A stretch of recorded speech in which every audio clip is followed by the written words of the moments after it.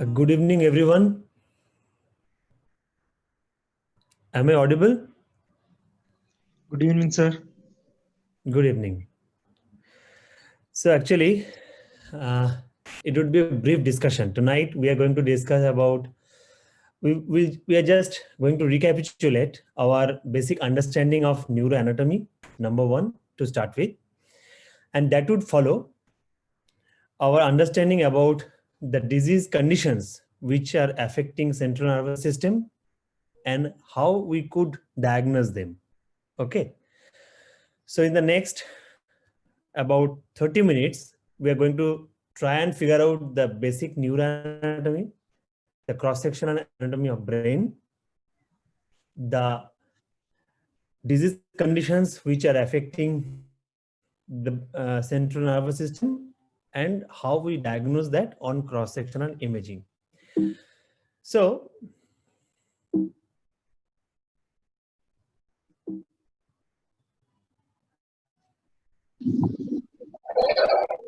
Shilajit, I could not scroll it down.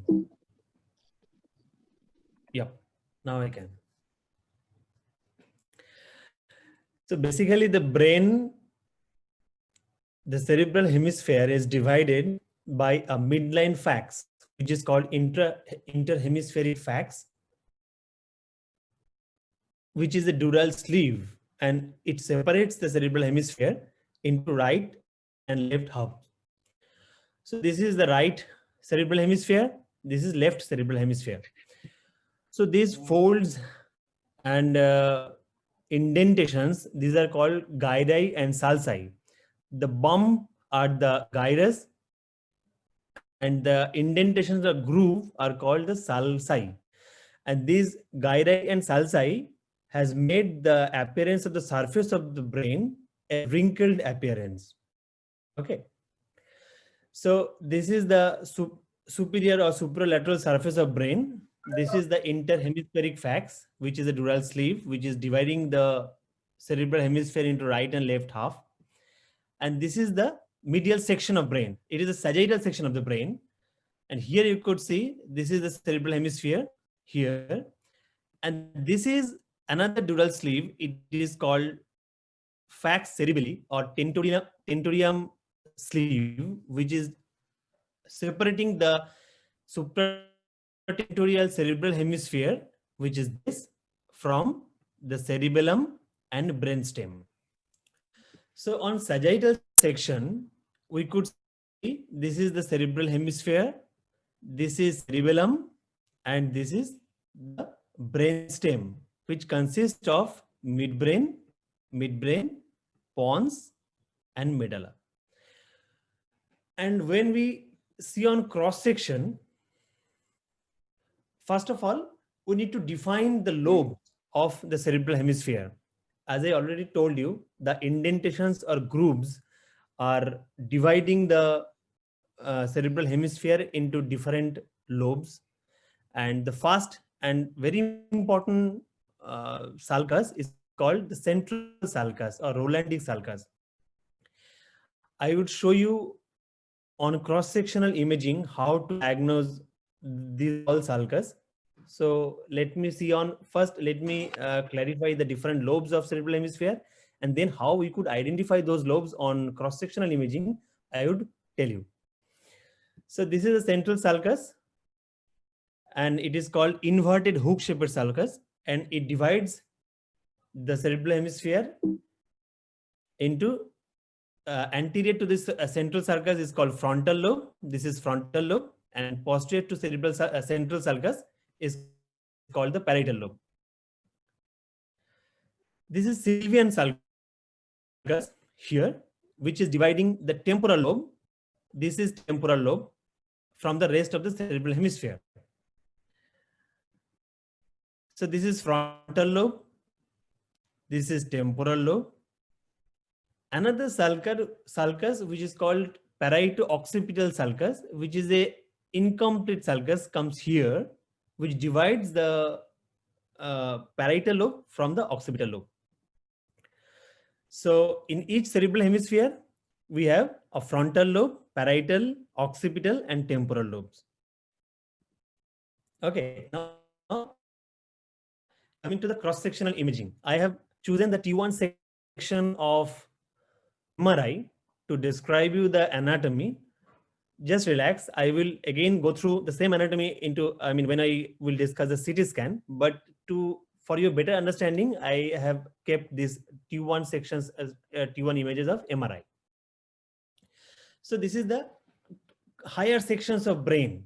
It is above the lateral ventricles, and here in these superior sections of brain, you could see one sulcus, which is inverted hook shaped here.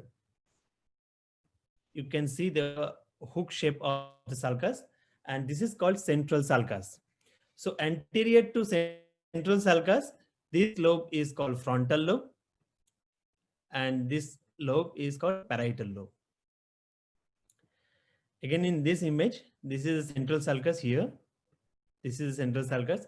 There are many other sulcus. I am not going into that. The basic understanding, the lower understanding is important. Why? Because when we are dealing with trauma patient or tumor patient with intracranial tumor, the need for surgery and the route of surgery is very important. That's why we will be differentiating different lobes very clearly.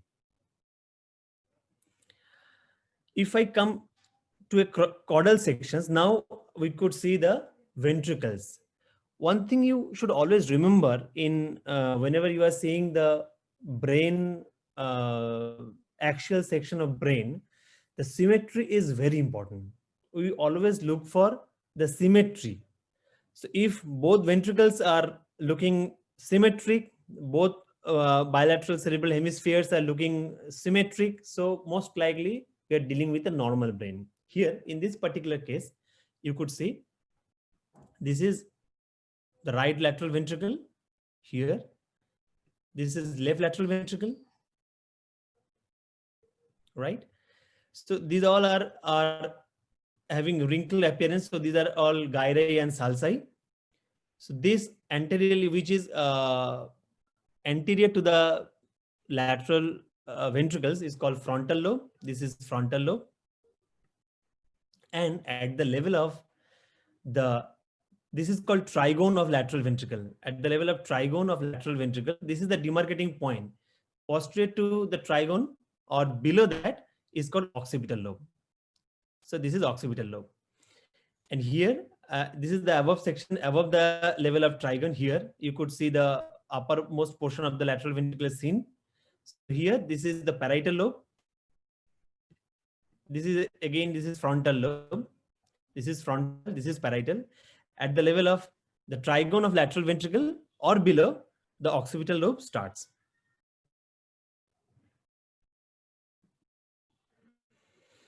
We are coming down again. And here you could see, this is the frontal horn of lateral ventricle. This is the body of lateral ventricle. And here you could see there are some structures which are gray looking. These are not white looking structures. So now I am coming to tell you how to differentiate between the gray matter and white matter. On T1 weighted image of MRI, the gray matter looks gray and white matter looks white. So here you could see all the gyri has got gray lining. So these are the gray matter. And here, this is the periventricular region. And here the brain parenchyma is looking whitish in comparison to the cortex. This white parenchyma is called the white matter. And again, if you see the centrally at the level of deep gray matter, you could see this is the frontal horn of lateral ventricle. And here, there is some gray looking structure is there. And this is called the head of caudate nucleus. Here, there are two structures, putamen and globus pallidus. Together, it is called lentiform nucleus. And here, we see the thalamus. So, these are the deep gray matters, which is looking like the imaging signal intensity would be similar to the gray matter which is seen in the cortex. but these are situated in deep brain, and these constitute the basal ganglia. The head of caudate nucleus, this here, this is lentiform nucleus, which consists of putamen and globus pallidus, and this is thalamus.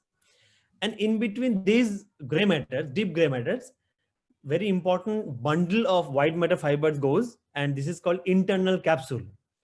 So the anterior limb of internal capsule goes in between the caudate nucleus and lentiform nucleus, and the posterior limb of internal capsule goes between the thalamus and lentiform nucleus. Okay. And here, this is more caudal images. Here you could see the subthalamic region. There may be multiple punctate hypointense areas you could see. Those are all the lenticulostriative branches of middle cerebral artery supplying the basal ganglionic region. And here you could see a hypointense or black big sulcus, which is here, which is separating the temporal lobe. This is temporal lobe from the frontal, and the rest of the, this is the frontal lobe, basal frontal lobe, and this is the temporal lobe. So this is called the Sylvian fissure. So Sylvian fissure here, if I go cranial, if we could see the deep gray matters, which consist of caudate nucleus, lentiform, and the thalamus. If we go more cranial, we could see the ventricle, the body and trigone of lateral ventricle, where the anteriorly situated lobe of cerebral hemisphere is called the frontal lobe. Posteriorly situated is the occipital lobe. If I go more cranial here, then posteriorly it comes the parietal lobe. Above the level of lateral ventricles, the main sulcus, which is dividing the frontal and parietal lobe, is the central sulcus. Here, inverted hook-shaped sulcus, which is dividing anteriorly frontal lobe and posteriorly the parietal lobe.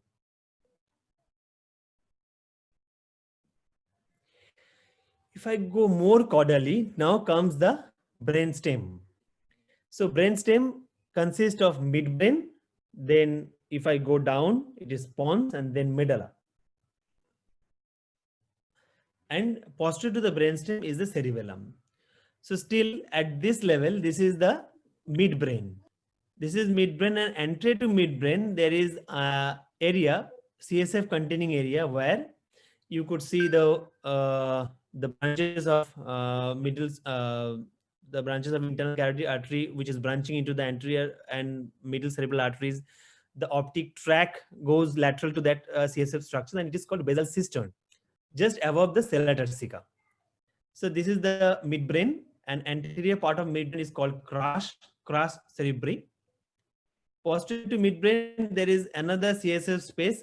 It is called trigeminal plate, quadrigeminal plate cistern. And posteriorly, this is the occipital lobe of cerebral hemisphere. If I go down here at the level of just lower midbrain, here comes the cerebellum. You could see the cerebellar wrinkles are seen here. This is the cerebellum.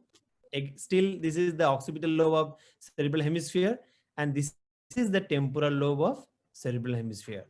This small CSF containing space is called the temporal horn.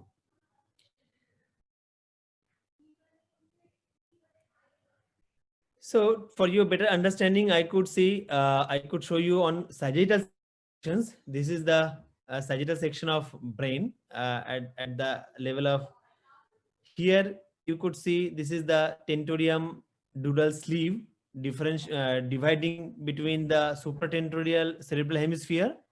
This is the cerebellum. This is the brainstem.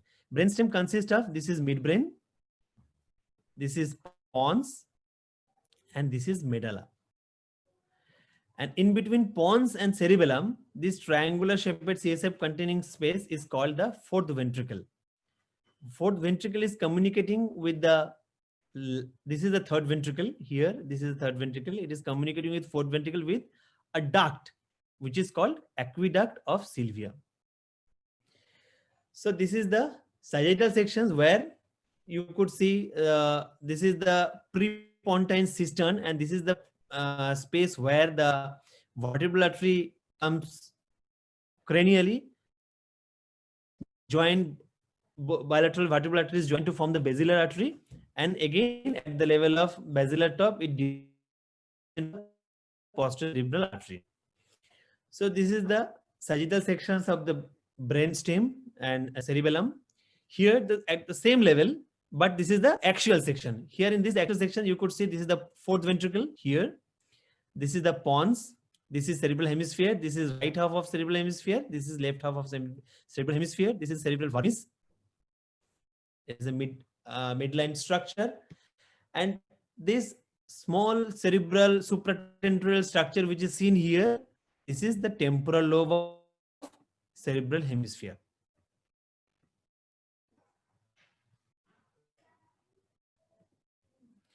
So as I told you, when we describe a lesion in cross-sectional imaging, either axial CT scan or axial MRI, we look for two things, very important. One thing, first is the change of density or intensity, whether it is symmetric, and second thing, whether it is symmetric or not. Suppose in this particular image, you could see, this is the axial non-contrast CT scan of brain. These two are axial non-contrast CT scan of brain. Here in this scan, you could see there is a wedge-shaped hypodense area here, which is, and this is the rest of the cerebral hemisphere, which is having normal density or attenuation. So there is asymmetry. And again, and there is a definitely change in density here. So it is hypodense or more black than the rest of the brain parenchyma. And here in this image, you could see this is again a non-contrast axial section of brain, which would show you a well-defined hyperdense lesion somewhere here. So this is the most important thing. You should look for any change in density in brain structure. So definitely there is a change in density here, which is hypodense or black, and this is hyperdense or white. So definitely these are lesions. This is number one. And number two is the distortion of symmetry. We have already discussed our normal anatomy of brain on axial imaging, and you could see the symmetry of bilateral, lateral ventricles, both cerebral hemisphere, both cerebellum, bilateral, and these things. And I mean, so both halves of cerebellum. So here in this axial section, non-contrast section of brain, which could, I would show you what is the disease or what is the condition, I would tell you later on. But here you could see, you could appreciate the lateral ventricle is not seen. It is effaced. Small chink of lateral ventricle is seen here. The body occipital horn is not seen, whereas the right ventricle is mildly dilated here. See the midline shift here. If we draw a line from the anterior and posterior interhemispheric facts, you could see the brain parenchyma has shifted to right side. Why? There is some hyperdensity here in the left frontoparietal convexity. There is some hyperdensity or heterogeneity, some hyperdensity, which is shifting the left cerebral hemisphere to the right side and distorting the symmetry. So you know, definitely we are dealing with the pathology. So first, number one is the change in density, and number two is the loss of symmetry of brain in cross-sectional imaging would tell you we are dealing with something pathological. So when we image brain, what are the clinical situations when patient comes to us? Trauma is a very important situation. Headache, seizure, stroke, and the other relatively less common are the cognitive disorders and developmental delay. So if you see the diseases affecting the brain,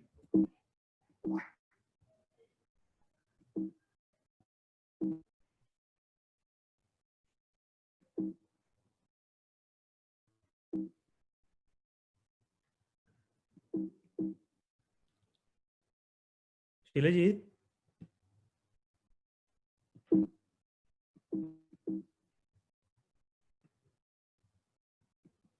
All right. So there are basically 6 broad groups of diseases which affects the central nervous system: congenital or developmental. We are not discussing about this in this talk. Trauma, this is very important. We would discuss the different types of injury which brain can suffer from a road traffic accident. Infection is another very important group of diseases. Vascular, in vascular we could see either infarct or a hemorrhage, intracranial, in parenchymal hemorrhage, or extraxial or extraparenchymal hemorrhage. And neoplastic, the tumors, different tumors affecting the central nervous system. We are not going to cover these as well, the degenerative and metabolic disorders which are affecting the central nervous system. So coming to the most important category of our today's discussion is trauma. Neurotrauma, again, these two things what we have already discussed. The thumb rule is you should see the change in symmetry, and first of all is the change in density of brain parenchyma, and second thing is the loss of symmetry. This is case 1. It is a 22-year-old male with motorcycle accident. We got the CT scan. These are the images: axial, non-contrast image of brain. Could you say something about this, seeing the CT scan? Anyone?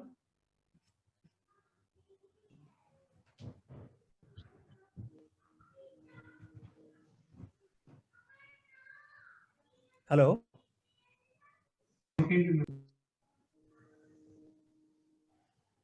Epidural hemorrhage. Epidural. So basically, I wanted to someone, if you please describe, or let me describe first. So in a trauma situation, we need to see few things, few very important things. First of all, in trauma, there may be hemorrhage inside the calvaria, intracranial hemorrhage. It may be parenchymal, it may be extraparenchymal or extraaxial. All right. So here you could see there is a irregularly marginated hyperdense lesion here in the right frontal lobe. And again, there is a biconvex or lentiform shaped hyperdense lesion over here in the parieto-temporal region. These two lesions are seen in all sequences. This is more cranial section. Here, this is the lentiform shaped or biconvex lesion, and these are irregular mixed density lesions, mostly the hyperdense lesions here in the right frontal lobe. So if you in a trauma setting, if you see lesions which are heterogeneously hyperdense or bright, that means hemorrhage, affecting the surface of brain parenchyma, these are called hemorrhagic contusions. And in hemorrhagic contusions are either you can see hemorrhagic contusions at the area of impact, or just the opposite side, on the opposite side of the your hit or your accident site, or where the calvaria has stuck to some hard object. And if we see the contusions on just on the opposite side of the hitting side, it is called contracobletion. So this is the hemorrhagic contusions in the right frontal lobe, as well as a biconvex lesion here, hyperdense biconvex lesions abating the left parietal calvaria, and this is epidural or extradural hematoma. So there are 3 types of extraaxial hemorrhage. One is the epidural or extradural, one is subdural, and other is subarachnoid. So how to differentiate? amongst these. If you see here, this is the bony calvaria, right? This is the outer table. This is the scalp. This is the scalp. This is the skin. So this is outer this is inner surface. So this is the outer table of calvaria. This is the inner table. And this is dura mater. It is very closely adherent to the inner table of calvaria. And it is more found at the level of the cranial sutures. So this is dura mater. And then this is the arachnoid matter, which is in between the dura mater and brain. And finally, the pia mater is just overlaying the cerebral hemisphere, cerebral gyri. So below, the abutting brain parenchyma, the dural, the fold of a meningeal fold is called the pia mater, and then comes the arachnoid matter, and then dura mater. So any bleeding which occurs in between the inner table of calvaria and dura mater is called the epidural or extradural hematoma. The bleeding which occurs between the arachnoid matter and dura mater, here it is called subdural hematoma at this space. And any bleeding which occurs below the arachnoid matter is called the subarachnoid hemorrhage. So how to differentiate them? Because we can differentiate them because there are definite features. All of these bleedings, the shape of the bleeding, the type of the bleeding, seeing those things, we can differentiate between these three types of bleedings. Now coming to case number 2, a similar case. 30-year-old woman with road traffic accident. Here we could see this. What we see, again, we could see a lentiform shaped or biconvex hyperdense lesion here in the left temporoparietal convexity. Okay. In bony window, we could see a fracture in the temporal bone here, a non-displaced hairline fracture here, and just abutting the fracture, there is a lentiform or biconvex shaped hyperdense collection. Not only the hematoma, we could also see this hematoma is compressing the underlying temporal lobe. You could see the temporal lobe is displaced medially, and that's why this is the suprasellar cistern. This suprasellar cistern is partly effaced by the medial temporal lobe on the left side. So it is effacing the temporal suprasellar cistern, as well as it is distorting the midbrain. This is the midbrain. So it is distorting the midbrain structure. So it is causing transtentorial herniation. So, and tell me, this is a extraaxial hematoma. What is this? This is epidural hematoma or subdural hematoma?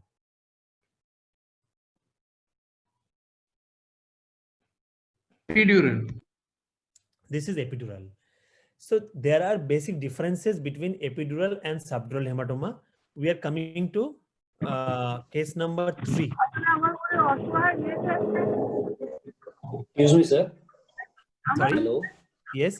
Excuse me, sir. Yes. Sir, how can we comment that there is tentorial herniation? See, first on axial sections, only seeing one section, it is very difficult. If you have a sagittal deformation or coronal deformation, you could see the medial temporal lobe is herniating into the, it was a very slightest transtentorial herniation, but if you could see on coronal section, you could see it is just popping into the, crossing the tentorium, and it is popping into the quadrigeminal plate cistern. So you could see that. But as subfalcine herniation is very clear cut, as in this particular case, transtentorial herniation needs multiplanar reformation to diagnose. Okay. So now earlier we had discussed the extradural hematoma, and this is a similar looking case. A 46-year-old male with motorcycle accident. Most of the cases are we see here in our country are motorcycle accident, and this patient suffered severe head injury. Here you could see there is a lesion here, which is extraaxial. It is outside the parenchyma. But here it is not a lentiform shaped lesion. This is a crescentic shaped lesion or concavo-convex lesion. Some part is hypodense, black. Some part is hyperdense, white. And this lesion is again causing mass effect, displacing the left cerebral hemisphere, which is displacing the or effacing the lateral horn of the left lateral ventricle. You could see this is the frontal horn of left lateral ventricle. I could not see any body or temporal horn or trigone of left lateral ventricle. This is the right lateral ventricle here. This is the frontal horn, and this is the occipital horn of right lateral ventricle. And if you see, this is the posterior interhemispheric fax. This is the anterior interhemispheric fax. So if you draw a line like this, you see the left ventricle is shifted from left side to right side. So there is subfalcine herniation or midline shift. Here, seeing on single axial section of non-contrast brain, you could say this is subfalcine herniation or midline shift. But in a setting of like deep, lower a temporal bleed where you are suspecting a transtentorial herniation, you should see the coronal as well as sagittal images. Okay. So what is this bleeding called? Subdural, sir. This is subdural. So there are three basic differences between the subdural and extradural hematoma. Number one, extradural hematoma, as I told, it is in between the inner table of calvaria and the dura mater. It is biconvex or lentiform shaped, as I showed you earlier. And subdural hematoma is always concavo-convex or crescentic shaped. Number one. Number two, the extradural hematoma would stop at the position of cranial sutures because the dura is very firmly attached with the calvarium at the level of cranial sutures. So it cannot cross the cranial sutures. But subdural hematoma can cross the cranial sutures because it is below the dura mater. Usually these subdural hematomas are because of the veins, which are traversing veins, which are supplying the dura mater from pia mater. Those veins are getting stretched or torn. Sometimes in elderly patients, sometimes spontaneously it can get torn or stretched and cause bleeding and cause subdural hematoma. And second thing is that third point is that extradural hematoma can cross the midline, but subdural hematoma cannot because there is a dural sleeve of at the position of interhemispheric fax. So it will go down. It will go along the dural interhemispheric fax or along the fax cerebelli because it is going along and beneath the dura, but it cannot cross the midline. Okay, agreed? Or any question? Yes, sir. And third point is, I told you probably, usually the extradural hematomas are associated with the calvarial bony fracture, but subdural hematomas are not. So these three are differentiating features between the subdural and extradural hematoma. Now coming and can you tell me what is the differential diagnosis here? Again, the patient with road traffic accident, severe road traffic accident, patient presented in ER, CT scan done, and you could see multiloculated air pockets. These all are air pockets inside the calvarium. This is the basal cistern. Air bubbles are there in the basal cistern. Air bubbles are there in anterofrontal lobe. Here also. So this is traumatic pneumocephalus. Okay. To see the bony fracture, the bone window is very important. Here you could see that traumatic pneumocephalus is associated with a fracture here. This is a non-displaced fracture, but parenchymal window, in sometimes you can miss a bony fracture in parenchymal window. So always in a trauma setting, you should see the parenchymal window where you could see the brain parenchyma as well as the bony window like this. Here you could see the bony fractures. Here it is a depressed fracture, but sometimes very non-displaced hairline fracture are not diagnosed on the parenchymal window, and they are very nicely seen on the bone windows.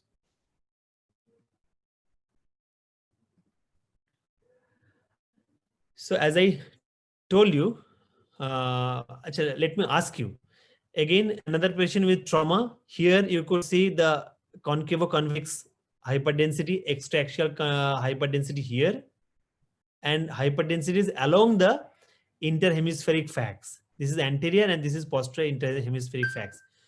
So what is the differential diagnosis? What is the diagnosis? Subdural. This is subdural. Yes.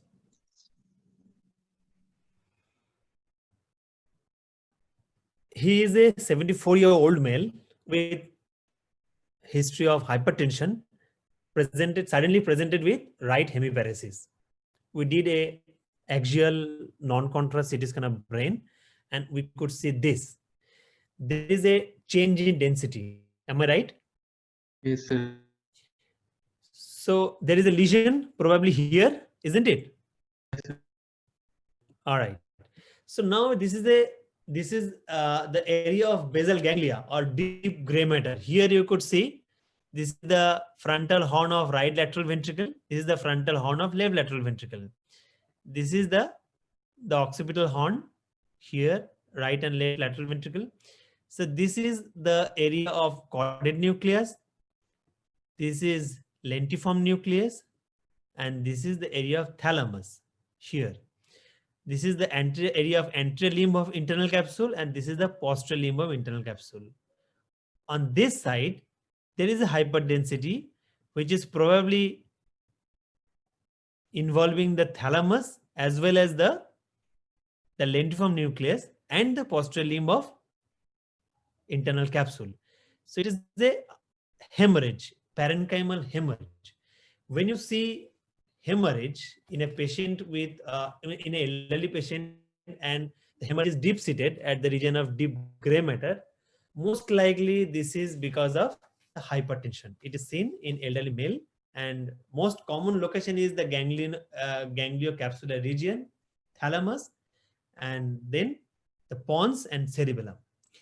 The lobar or the frontal or occipital hemorrhages isolated are very uncommon in a situation of hypertension. So if you see a hemorrhage, isolated solitary hemorrhage in the occipital region or frontal region in relatively young patient, you should investigate to ascertain its cause. Most common cause would be the arteriovenous malformation. AVM can cause this type of lobar bleeding, particularly in young patients. But elderly patient, deep gray matter involvement bleeding is most likely hypertensive. All right. Case number 5, 63-year-old female male patient with hypertension, suddenly presented with left hemiparesis. What is the diagnosis? Intraventricular hemorrhage. So there is a definitely intraventricular hemorrhage is there. Anything else?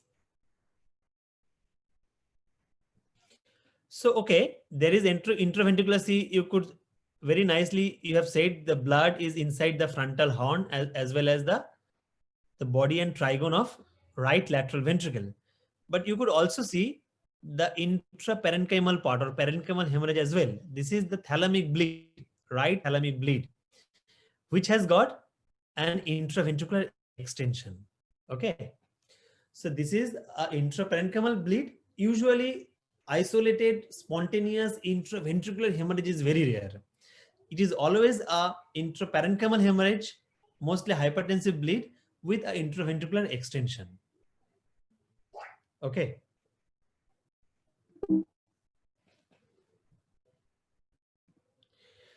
All right.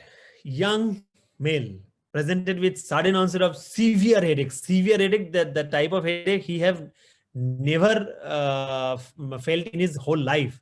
Headache with alteration of consciousness. In emergency CT scan done, and this is the CT scan picture. Any diagnosis? Any clue? Subarachnoid. Subarachnoid hemorrhage. Subarachnoid. How could you know? How could you Spider-like tell? History, sir. appearance. Sorry? Spider-like appearance on the History. History. All right. All right. Perfect. So here in this particular CT scan, you could very nicely tell this is the area of basal cistern or suprasellar cistern. This is the midbrain. Okay. This is the level of pons. You could see this is the temporal horn of lateral ventricle. This is the frontal lobe. This is temporal lobe. This is the part of occipital lobe here. Some part of probably cerebellum is seen here. Some small area of cerebellum you could see here. And anterior to that brainstem, the whole suprasellar cistern or basal cistern is filled with hyperdense blood. You could also see blood inside the Sylvian fissure. See, this is the Sylvian fissure. The blood is also inside the cortical sulci. These are the cortical sulci filled with blood. As I said, the subarachnoid space goes deep inside the indentations or the groove of the sulci. So the subarachnoid space, that means that sulcal spaces are filled with blood when we are dealing with a subarachnoid hemorrhage. Most common cause of subarachnoid hemorrhage is aneurysmal rupture. Okay, vascular event. Sometimes we do CT angiography, sometimes we do MR angiography, but gold standard is the digital subtraction angiography to see any bleeding pseudoaneurysm of the circle of Willis. Here in this patient, you could see trauma patient. One bleeding is the hyperdensity is there, extraaxial, which is biconvex, and there are multiple sulcal hyperdensities as well. The blood is inside the Sylvian fissure. So what is the diagnosis? See, blood is also inside the tentorium cerebelli. So all components are there. The extradural, subdural, and subarachnoid. All three types of bleeding you could see in a single trauma patient as well. So this is image non-contrast CT scan of brain, which is showing a intraparenchymal hemorrhage here with surrounding edema. This hypodensity is edema. And some dilatation of ventricles. This is the temporal horn, which is having blood products inside in the dependent part. The ventricles are dilated. So intraparenchymal bleed with intraventricular extension, so blood inside the temporal horn, obstructing the CSF flow with hydrocephalus. This is the diagnosis. And here, if you do a DSA, digital subtraction angiography, you could see a saccular aneurysm of the anterior communicating artery.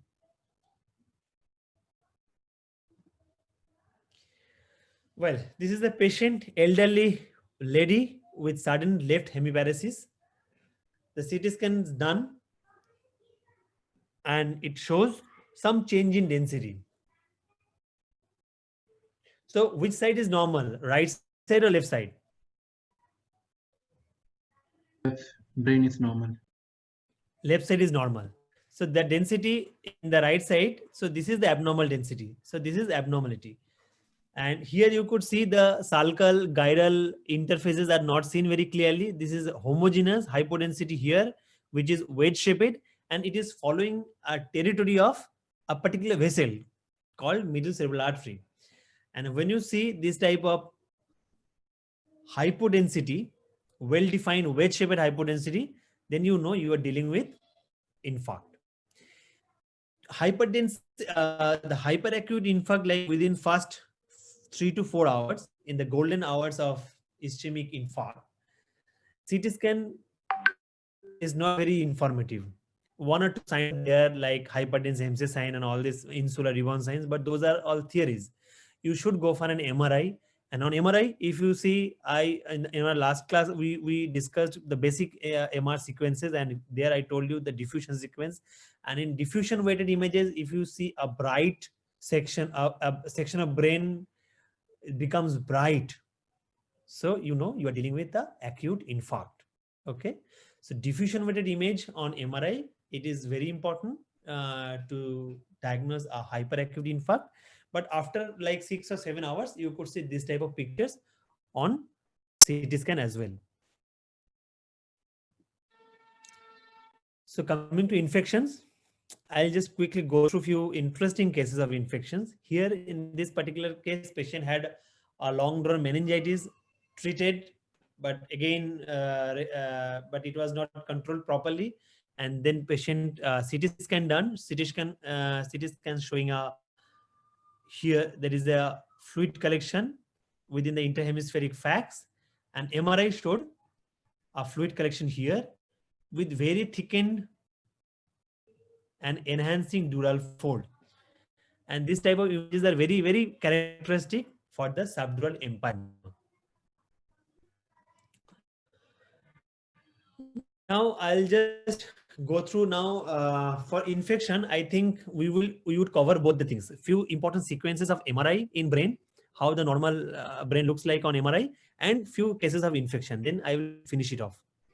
Already we are 8:53, so I will take 10 minutes more. Okay. So this is the T2 weighted MRI axial scan of brain. Why it is T2? Because the CSF inside the cerebral lateral ventricles are bright on T2 weighted image. This is T1 weighted image where the CSF is black or dark. So here on T2 weighted image, there is a lesion. You could see the lesion very clearly. Here is a lesion, is a round lesion. On T1 weighted also, you could see the lesion. And on contrast CT scan, if you give contrast, you see a peripheral ring enhancement, ring shaped enhancement. So this is a category of brain lesions. When we see a patient's fever and severe headache, we do a contrast CT scan and we see a ring enhancing lesion. Lot many differential diagnoses come, but mostly those are infective. Here also, it is a ring enhancing lesion. And this is the diffusion restricted lesion. This is diffusion and it is bright. So two important disease condition which causes diffusion brightness in brain imaging. One is the infarct and the other is the abscess. Just remember or write it down.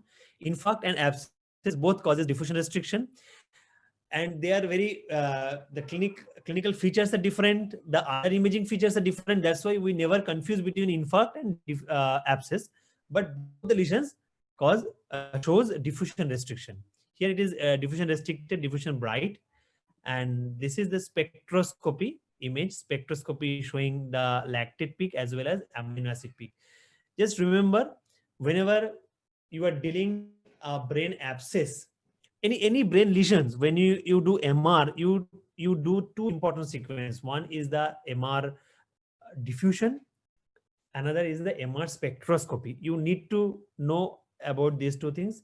MR spectroscopy are done on to study different brain tumors as well as different brain infections like brain abscesses, tuberculomas, NCCs, and all these things. And in infection, you should see a lactate peak as well as amino acid peak. In brain abscess, you should see the amino acid peak as well as lactate peak. Please remember, this is a nice fancy image, and this is called diffusion tractography. And it has got a very fantastic role in delineating your surgical route. When you are planning for the drainage or decompression or abscess drainage, you need to know the route, the viable white matter tracts, you need to avoid them. So in that case, diffusion tractography would give you a nice pathway of the important fiber, white matter fiber tracts, so you can avoid them and do the surgery properly. Just repetition of our previous case. T2 hyperintense lesion here. On T1 it is dark. On diffusion it is bright, as I told you. And on MR spectroscopy, only lactate peak is there. So again, it is a abscess, brain abscess, and we drained that abscess and it grew Pseudomonas aeruginosa. Can you please tell me, this is the last case from the infection, what is the diagnosis?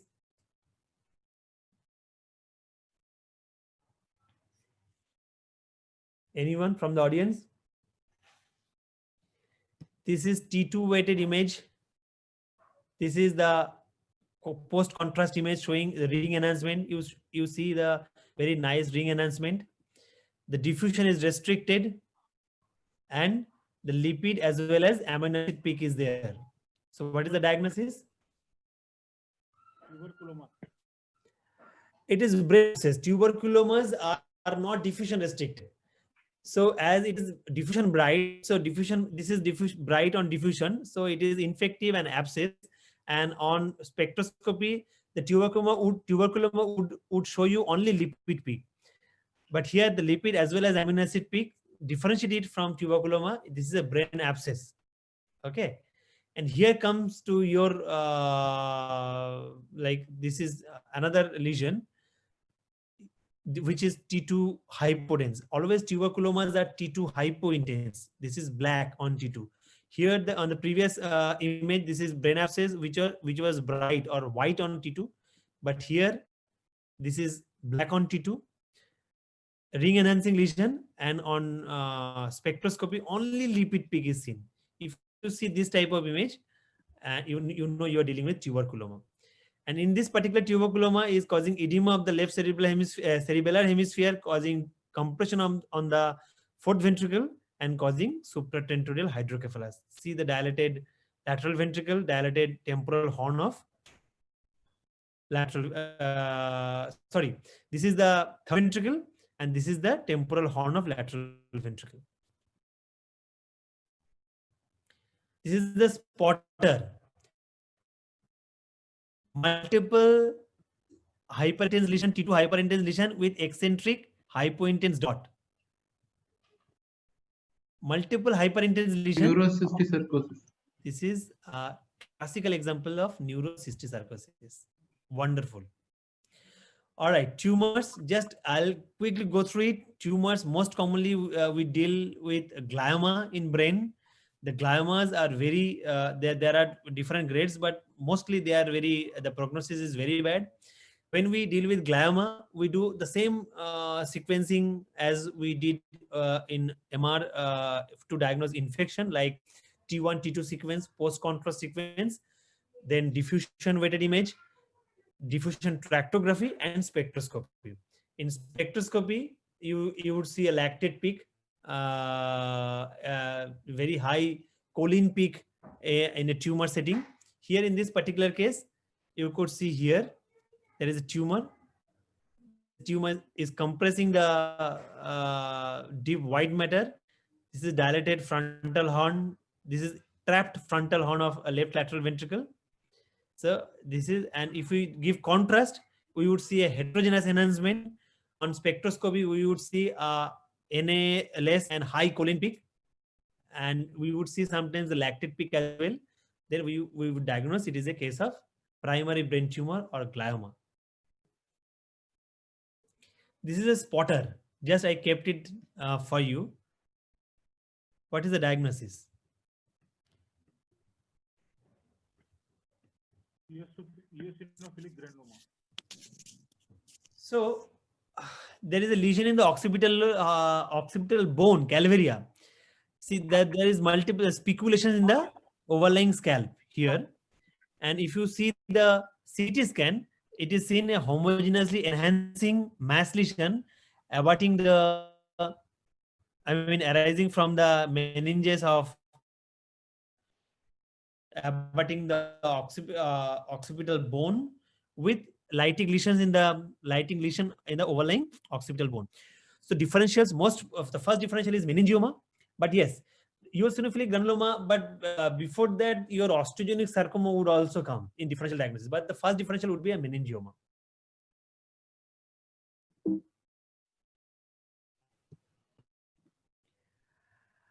And last two, this is the last slide. I'm not going to describe that. Sometimes the pituitary microadenomas, they are very, very small, and only dynamic contrast enhanced MR study can diagnose them as a hypodense tiny lesion in either hemisphere of the pituitary gland. Here in this particular case, there is a tiny hypointense lesion here on the right side of the pituitary gland. This is a pituitary microadenoma. This is another lesion This is the fourth ventricle which is dilated, and this is finger-like projections inside the fourth ventricle, causing obstruction, resulting in dilated the temporal as well as occipital horn of the bilateral lateral ventricle. This is the ependymoma of fourth ventricle. Okay, there are many other lesions, but I am just for your understanding, we have discussed the neuroanatomy. The brain is consists of both cerebral hemisphere, cerebellum, and brainstem. In either cerebral hemisphere, there are 4 lobes: frontal, parietal, occipital, and temporal. Sylvian fissure divides the temporal lobe from rest of the cerebral hemisphere. The central sulcus divides the frontal from parietal lobe. 2 things are very important when we diagnose a pathology in the brain. One is the change in density, and second thing is the loss of symmetry. The change in density can be hypodense or hyperdense. Hypodense in a setting of infarct, hyperdense in a setting of hemorrhage. Hemorrhage can be parenchymal, intraventricular, or extraxial. In extraxial, it could be extradural, subdural, or subarachnoid. All has got a different sets of imaging features. And then the infections, different infections are like meningitis, brain abscesses, tuberculomas, neurocysticercosis, and in tumors, the gliomas, meningiomas, intraventricular tumors like ependymomas, and the stellar tumors like small microadenomas are covered. Thank you so much for your attention. Any queries, please let me know. I can share it with you. I can try to solve it. Excuse me, sir. Hello. Yes. Sir, can you please show me the slide on the infarct before the infections? So the first, the 7, sir, case 7. Case number 7, sir. Yes. Yeah. So the first picture, why is it not in chronic SDH, sir? I mean, no, if you see, if you look it very carefully, in a setting of chronic SDH, the brain parenchyma will not get affected. It will get shifted or displaced, right? You could see the Yes. cortical cells, although it is, you could see there will be effacement of the sulci. You may not see it very clearly, but the brain cortex would be shifted inward, and I mean outside the cortex there will be some collection, which is the density would be probably the same. But here you could see the brain. It is the entire thing is the brain. This is not the outside brain. This is inside the brain. Although the picture is not very good, but if you see in the console, the whole thing is the brain. This is not outside the brain. Had it been a chronic subdural, you could see this type of crescentic or concave or convex lesion, which is shifting the brain parenchyma to medially. Okay. thank you so much, sir. Sir, can you show the last 3 slides, sir? We lost connection. Last 3 slides. The tumors. Here, have you seen this? Yes, sir. What is the diagnosis? Neurocysticercosis. Perfect.